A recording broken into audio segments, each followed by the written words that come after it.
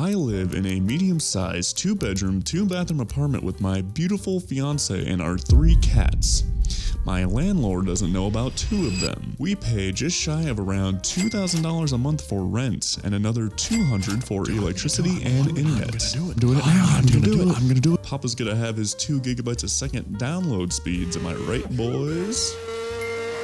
I pay an additional $200-ish for miscellaneous bills and subscription services. Generally, we spend about $100 to $150 a week on food, so let's just say $500 a month on food. So if I'm doing the math correctly here, and I know that I am because I'm using a calculator, my total monthly expenses equate to roughly $3,000. I only make $2,000 a month. For those following along at home, something's not quite adding up here. How am I not succumbing to increasingly crushing debt or being forced to live on the streets? Well, you can find the answer right over here on my Patreon. Wait, don't go. It's just a joke. If you leave, it's gonna hurt my audience retention rate. If you're still here, it's time to lock in because we're about to spit some absolute knowledge up in here. The cost of living is absolutely preposterous these days. I mean, look at that. Look at that right there.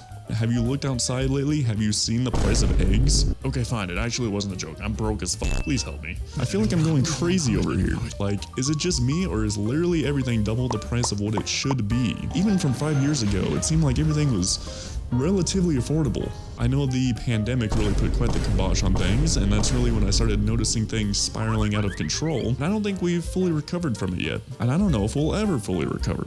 We've been paying these astronomical prices on everything for so long. Why would giant corporations suddenly feel the need to lower their prices when every other giant corporation is doing the exact same thing? If people are willing to pay it, then corporations are going to continue doing it. That's just some quick math. Now, we either have 2 options. 1, we continue paying these greedy knuckleheads and just move on with our lives. Or 2, we stop buying anything. The second option doesn't necessarily work because we as humans have lost the ability over the millennia to do anything for ourselves. Gone are the days of waking up at the crack of dawn and gathering our hunting supplies to go fetch ourselves a meal in the wild. We rely so heavily on these massive corporations to quite literally hand feed us that we probably wouldn't survive a whole week if we couldn't go to the grocery store to pick up everything we need. So option 2 is out. That leaves us with option 1. Keep paying these horrendous prices because we live in a capitalistic world and there is only the illusion of choice. Now, what we choose to spend our limited income on can really affect our quality of life. That's really bad for someone like me because I have a tendency to be financially irresponsible when it comes to immediate gratification. I love receiving shiny new toys, and unfortunately, Amazon makes it extremely convenient for me to buy something and sometimes receive it the very next day.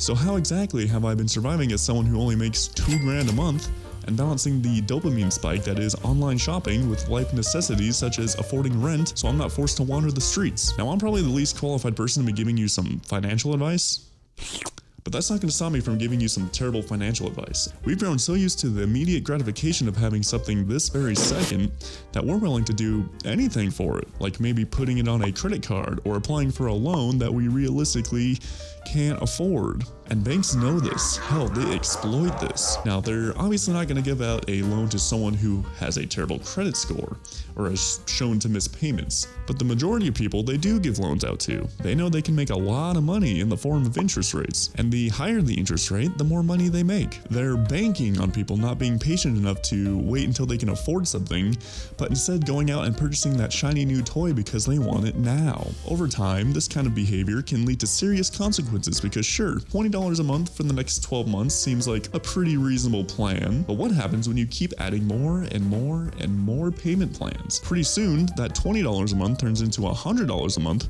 $200 a month, $300 a month, and before you know it, your other bills are starting to fall through the cracks, and soon you're over your head in credit card debt. And guess what? Now there's late fees on top of those, and you've dug yourself a very difficult hole to get out of. So how do we avoid this tragic fate that millions upon millions are falling into? It's simple, really. All you have to do is